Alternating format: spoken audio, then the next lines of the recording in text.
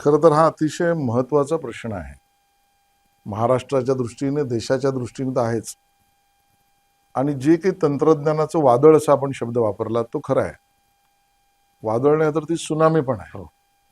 आज रोज आपण बघतोय की या क्षेत्रामध्ये नवनवीन गोष्टी नव्याने निर्माण होत आहेत. आणि आता तर नवीन प्रणाली, AI प्रणालीच आता सर्व गोष्टी टेक्नॉलॉजिकल करेल, पण AI ची निर्मिती आहे स्वतःच विकसित होते.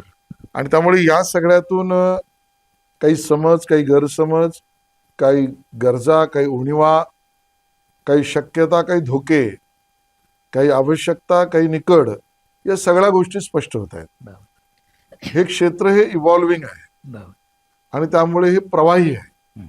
आणि त्यामुळे या प्रवाही क्षेत्रात काम करताना आपलं राज्य सजग राहिलं पाहिजे, सशक्त झालं पाहिजे आणि त्याबरोबरीने सुनियोजितपणे काम केलं पाहिजे. आमचं धोरण हेच आहे.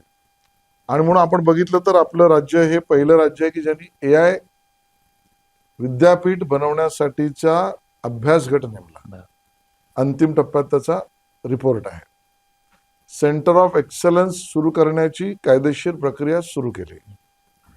या पद्धतीने आपण ज्याला असं म्हणू फॉर्मल एज्युकेशन, यातलं दमदार पाऊल टाकतानाच सगळ्यांनीच पदवी घेतल्या पाहिजे तशी गरज नाही.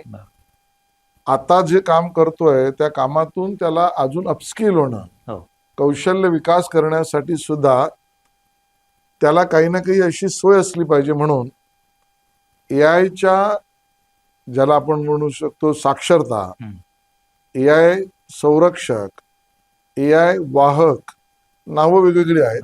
अशा पद्धतीने खाजगी व्यावसायिकांशी MOU, गुगल असेल, NVIDIA असेल, यांच्याशी आपण MOU केल्याने आता जवळजवळ 1 लाख भगिनी, 1 लाख युवक राज्यभरातले पहिल्या टप्प्यांमध्ये त्यांच्या CSR फंडामधून त्यांना आपण यात साक्षर करणं, या दिशेचं धोरण आपण केलेलं आहे.